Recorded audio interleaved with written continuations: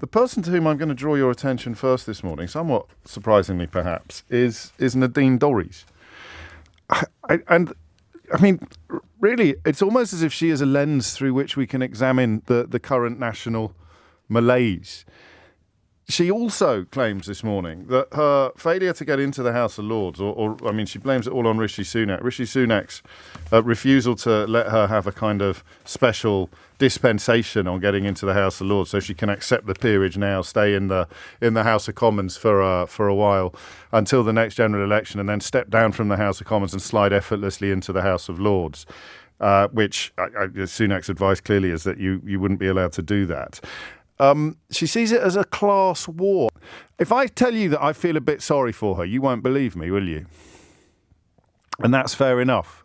She has contacted my employers in the past in the hope of getting me fired and then boasted about it. She's libelled me under the protection of parliamentary privilege in select committee. She's trolled me on Twitter, questioned my mental health, retweeted claims that I was a terrorist sympathiser. Stone cold trolling. And yet Boris Johnson thought she was the correct person to be put in charge of the online harms bill, something which, thankfully, the absurdity of which was pointed out in select committee, where she continued to lie about me. It was quite a bizarre situation. There's something very horrible about what we're seeing here. You're seeing I would say, I don't know what words you can use. Should we say a fragile woman? I think that's probably fairest. A fragile woman who seems to believe she's the only person on the planet to whom Boris Johnson would not lie through his teeth. This is something we've talked about a lot on the programme. Why do these people keep going back for more when every single thing he touches ends up tarnished or polluted or stained? I find the psychological contortions necessary for someone like Nadine Dorries to think that she's a sort of poster girl for working class aspiration. I find it genuinely fascinating. So I'm interested in whether or not you, as someone from a humbler background, perhaps, than Boris Johnson, whether you see Nadine Dorries as a standard bearer for poverty. This is quite a moment for me in UK politics because I can't quite get a proper handle on what's happening. I can't quite understand why somebody who not long ago was Secretary of State for Culture, Media and Sport and embarrassed herself on an almost weekly basis, A, thinks that she should be in the House of Lords, and B, thinks the fact that she isn't in the House of Lords is some sort of national tragedy. Yeah, I'm actually from Anfield in Liverpool, Breck Road, where I think Doris has said that's where she hails from. Okay. And Anfield is, even though it's got a glittering, fantastic stadium there, it's still one of the most deprived areas in the UK. To be frank, as well. And then, her talking about growing up in a council estate. I did that myself, where we were sort of shipped out of Liverpool to a new town in the 70s.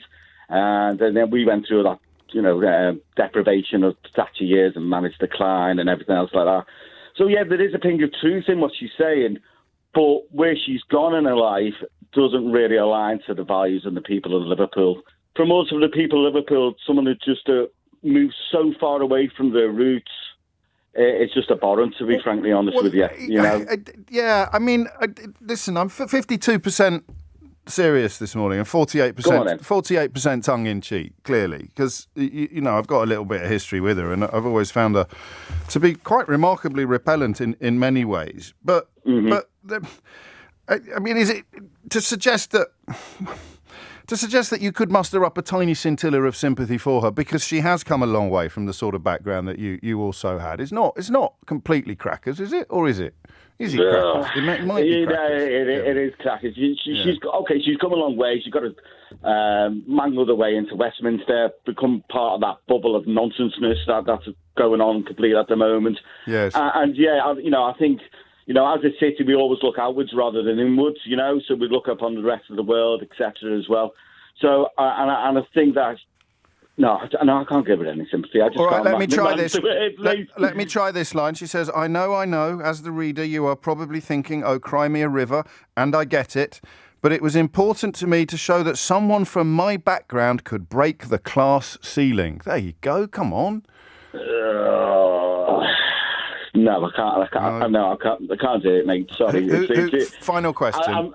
Yeah, I'm quite an open and an honest guy with the world, you know. I'm just trying to work out who she thinks this is going to appeal to, Kevin. I think GB News really just to keep a contract on. That one. I think she might work for the other one, but I appreciate it is very hard to keep up. So here it is. I know, as the reader, you are probably thinking, oh, cry me a river, and I get it. But it was important to me to show that someone from my background could break the class ceiling. I'm loath to simply ask whether or not you believe her, but I am, and Kevin has kicked things off rather nicely, started the ball rolling. I am drawn to how Liverpudlians feel about her co-opting a city that probably harbours more ill will towards successive Conservative governments, with the glorious exception of what Michael Heseltine did up there, of course. But post-Hillsborough, the relationship between... And Bernard Ingham was still lying about Hillsborough when he went to his grave, Margaret Thatcher's former press secretary. Post-Hillsborough, the idea that a Tory MP can co-opt Liverpool as part of her epic sob story is something that demands at least one morning of discussion. You don't become a Tory while living in Liverpool. You become a Tory when you leave Liverpool. So the likes of herself and Esther McVeigh... And Edwina Curry, wasn't she born up there as well? Well, yeah, Edwina Curry. Steve Norris. Coffey and Keegan. Yes. From Huyton. You've got quite a pedigree there, Gwyn. You've got quite a bunch of alumni. And by the way, and there's some male MPs whose names I can't think of right now, but they didn't become Tories in Liverpool because Liverpool was originally fundamentally a liberal city. Yes. It was only in the last 30, 40 years when militants and socialism started to take over. But it was always a liberal city. So it makes me laugh when she talks about being brought up in poverty. Now, if you go to Breck Road today, James, yes, without a shadow of a doubt. But I don't think it's one of the top 5 areas in Merseyside that are poverty. And I know this, having worked for the Liverpool City Council. And I know where the poor areas are. What about the class ceiling, though? I don't want to get too bogged down in the details of her claims about poverty, but the class ceiling that she would have broken, would that have inspired you and your family, do you think, to aim for high office in this country? Well, basically, you work for what you get. So, I've never seen a glass ceiling that's prevented me because of my class.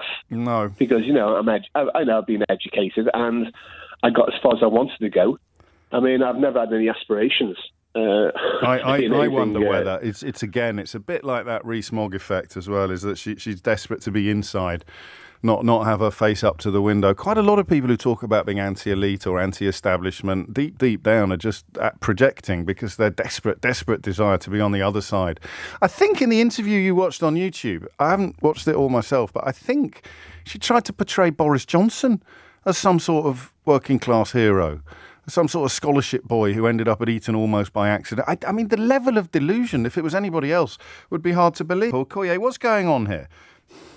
I don't know, James. I've got my head in my hand.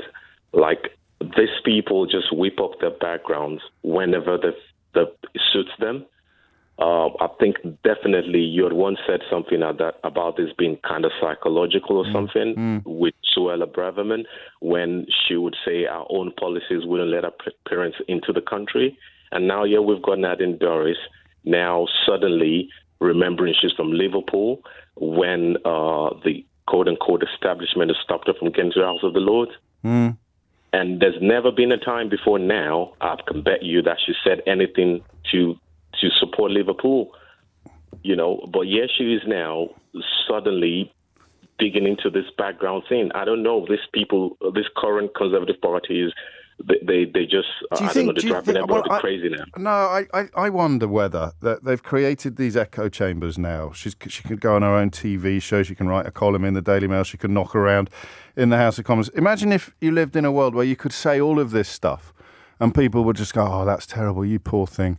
No one would actually say, give your head a wobble, would you? That's absolutely crackers. And all of them now, it's why they're setting up new TV stations all over the place. They're trying to create a world in which disagreement and reality don't even exist. So from Boris Johnson's resignation letter, which was lie after lie after lie after lie, to Nadine Dorries' sob story, which is they're not letting me into the House of Lords because I was born in Liverpool. They're creating these remarkable alternative realities. But the point that we miss on the outside looking in, they believe it. They've persuaded themselves that this stuff is true. It's true. I think they do really believe it. If you look at Kemi Badenoch as well, she will be the first one to tell you she's from Nigeria, this and that. But when it comes to supporting policies that are going to hinder Nigerians from coming to study in the United Kingdom, she's there to support it. You know, it's so confusing. It is confusing. What the people's doing. Well, no, I think that it's trickier for me as a white bloke to comment as robustly in those sort of areas as a person of colour can, or indeed as I may have done in the past, but we're all works in progress. Here's the line that got me, though. I was born into poverty and clawed my way out of it to build a new life for me and my family, and then carved out a role in public service. A seat in the Lords was recognition of that and a means of continuing to give back to society. I'm not going to lie, I believe sinister forces conspired against me and have left me heartbroken. But that emotion gives me all the strength I need to keep on fighting. I don't know how thick the walls of your echo chamber would need to be to conjure up that as a plausible depiction of reality. But what would she point to in her career as things to be proud of, things that should be rewarded with a seat in the House of Lords?